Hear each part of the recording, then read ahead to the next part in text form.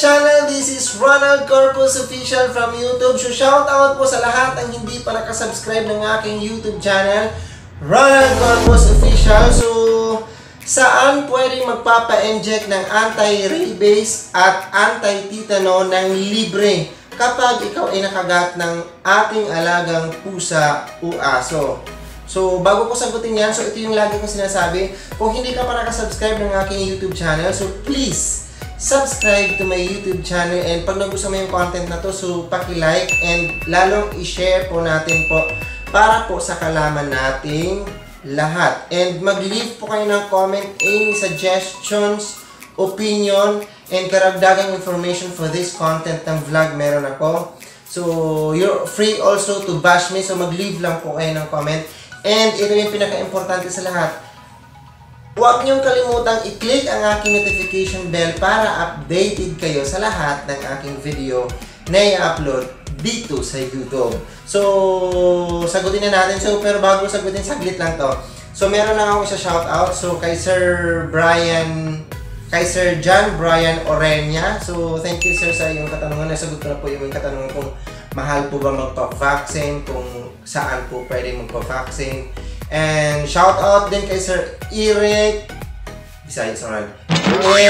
Capuli. So, shoutout din kay, sinulat nila kayo. So, shoutout kay Lance Cristan ba to? Lance Cristan. So, kay Sir Sam Cruz, kay Mac De La Fuerte, kay Gio Carlo, kay Gian Gio Carlo, kay Paula Jimmy, how do I pronounce it one? And kay Juan o Juan. Paano to? Juan o Juan Pulumbarit at kay Sir Otep. So, ayan na, shoutout ko na. So, sagutin na natin yung katanungan. Saan po pwedeng magpapa-inject ng anti-rabies at anti-tetano ng libre kapag ikaw ay nakagat ng ating alagang pusa o aso? So, eto yung nasasabi ko lang kasi ang daming nagtatanong kung saan hindi nila mahal daw magpapa-inject. Totoo naman talaga mahal. So, kung gusto niyo po makalibre, Bisaya. So, kung gusto niyo makalibre at makamura, hindi naman sabihin natin makalibre, mura, makakabawas-bawas kasi ang pandemic tayo ngayon. So, less gastos. So, pumunta lang po kayo. Una, ang gagawin natin is pumunta lang po tayo sa isang malapit na public hospital. Kasi share ko lang, dito sa amin, sa Bulacan Medical Center, so naglaan. So kahit saan naman siguro naglalaan ng pondo ang Department of Health regarding dun sa rabies virus vaccine. Why? Kasi, you know, rabies fatal. So, ibig sabihin nakakamatay. So, naglaan ng pondo ang government ng Department of Health regarding dito sa anti-rabies virus vaccine. So, pumunta lang po kayo sa lahat ng public hospital or any animal bite center. So, magpa-consult kayo. Libre naman po yun doon. Kaya lang, you need time para po sa pagpila kasi hindi lang po kayo ang nandun. So, bakit nakaka-libre o nakakamura kayo doon? Una, the consultation is free because it is a government. And then, pangalawa, unang inject sa inyo is free. Nagbibigay sila ng free.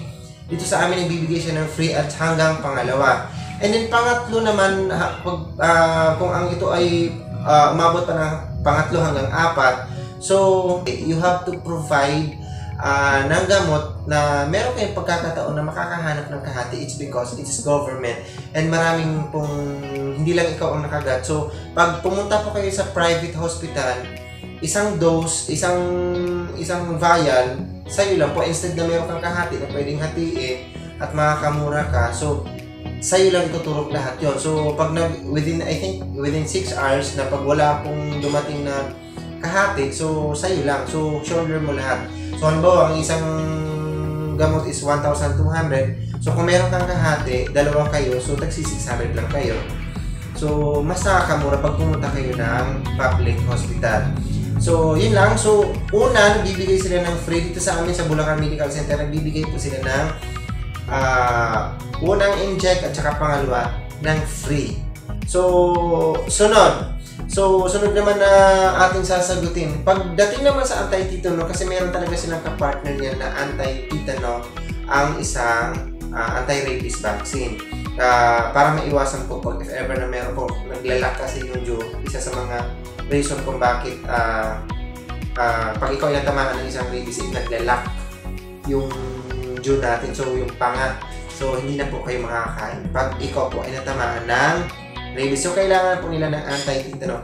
So, pagdating naman sa anti-tetano, para po kayo makalibre o makamura, hindi naman makamura makakuha ng free. So, pagdating sa anti-tetano, para makakuha kayo ng free, pumunta lang po kayo sa inyong pinakamalapit na barangay health center. So, sa barangay health center na inyong pinakamalapit or sa rural health center meron kayo, meron po silang nagbibigay ng libre kung merong available na vaccine. So, based on my experience, kasi nakagat na ako. So, ako kasi pag naabutan na ng expiry yung aking anti-rabies, automatic nagpapa-inject ako ng anti-rabies.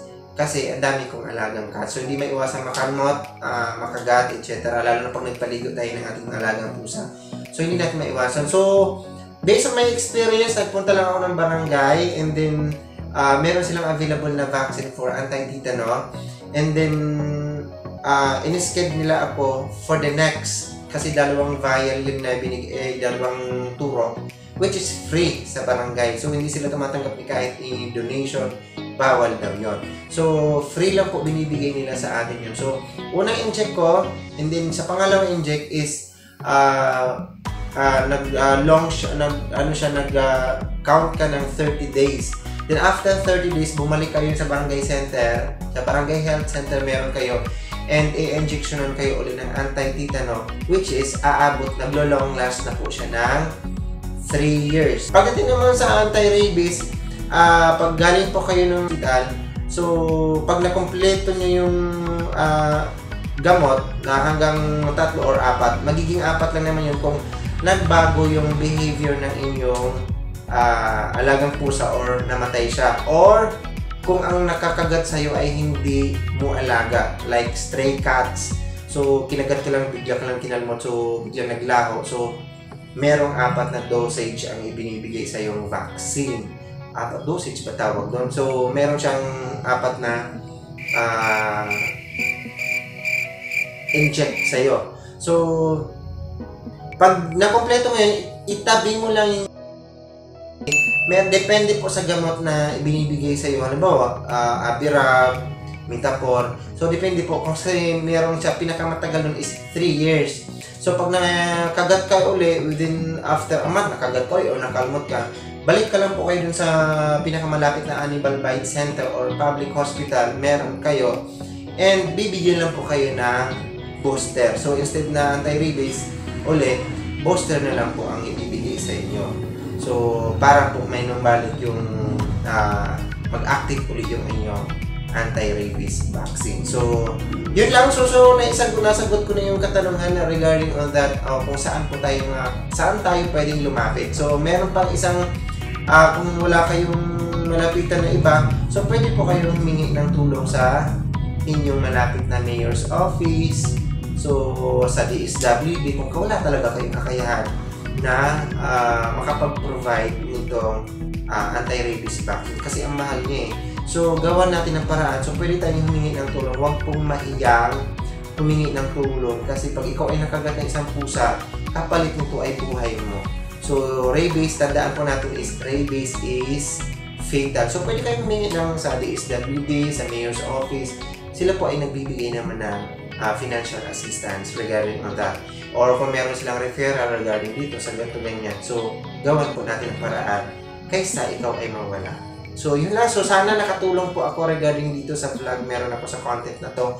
So, thank you so much. So, once again, this is Ronald Corpus Official. So, please subscribe to my YouTube channel for more updates about my vlog contents regarding dito sa cats, and especially the campaigning awareness regarding dito sa rabies kasi I have the advocacy to campaign kasi nakakatakot So subscribe. So please subscribe to my YouTube channel. So and pag nagustuhan niyo itong content na to, so paki-like and lalong i-share po natin po para po sa kaalaman ng lahat. And huwag niyong kalimutang mag-leave kayo ng comment, any suggestion, opinion, karagdagang information about this vlog. And you're also free to bash me kung hindi nyo nagustuhan yung aking content. So, ito yung pinaka-importante sa lahat. Huwag nyo kalimutang i-click ang aking notification bell para updated kayo sa lahat ng video na gagawin ko dito sa YouTube. So, once again, this is Ronald Corpus Official. So, from the bottom of my heart, thank you. Thank you sa lahat ng support na meron kayo. And bye-bye.